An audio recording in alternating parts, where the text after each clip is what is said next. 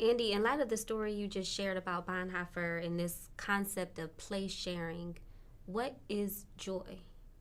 Yeah, the end of that story is quite a beautiful one, because Dietrich answers that he thinks that he'll see, this boy will see his dog again in heaven. Mm-hmm. And he's almost shocked, like, I'm not sure that was the right answer. I'm not sure I could justify that, by looking at Luther or looking at the church fathers or something. But here I had to be a minister. I had to act. And what's really quite profound about that is when Bonhoeffer writes his Ethics, one of the core themes is that the need to be a Stellvertretung, to be a place sharer, is one has to acquire guilt. Mm-hmm. And one of the things that's different about theology and the theological, so when you do kind of theology cloistered in kind of academic community or guild, you don't necessarily have to acquire the guilt of having to answer and testify in this moment, in the heat of this moment. Mm. But when you have a 10-year-old boy who's crying, or a mother who's lost her child and saying, well, where is God?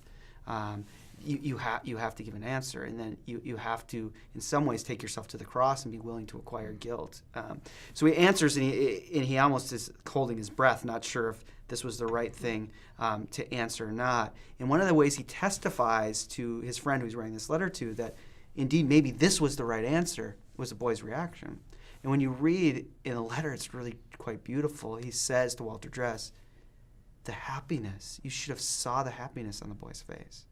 The happiness was overflowing, essentially, he says. And the boy stopped crying, and the boy says, good, then I know I'll see Mr. Wolf. When I die, I'll see Mr. Wolf again. And then Bonhoeffer's line is, he was absolutely ecstatic, that he had this kind of ecstatic experience, which helps me redefine what he means by happy, that he doesn't necessarily mean like, happy I got a new toy, or happy I don't need to worry about homework tonight. It's happy like, I'm taken out of myself, that death has been overcome with life, that there's new hope, that it really is an experience of joy. So for me, what I want to explore, and I'm still really working on this, but is joy that deep emotive experience of gratitude, of the gift that another has ministered to you? Or maybe it's the reverse side, that you have, even out of your own brokenness, your own sinfulness, your own selfishness, here in this event at this moment, you were called in by the Holy Spirit in and through another to minister to another and had a profound experience. I think if you talk to people of these experiences where they really felt ministered to or ministered to another, that the only response is one of joy. I'm so happy that person was there for me. I'm not sure I would have made it without them. I was so sad, but yet there was this hope and there was this moment of joy. Or the person leaving the situation say, I don't know why I said what I said to him. I don't know why I chose to sit with this stranger while they were crying before they got on the airplane, but I left to leave to my gate, and I had this deep feeling that God was moving.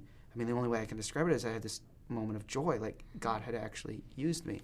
So I'm just wondering, and I still have to explore this more, but if joy becomes this deep felt reality of either being called in by the Spirit to minister to another or receiving the gift of the Spirit's ministry that usually is bound in person-to-person interaction. Mm-hmm. When I encounter your personhood and am open to being ministered to or called in to minister to you, the only way to describe what that feels like, to have this deep experience of participation, is joy.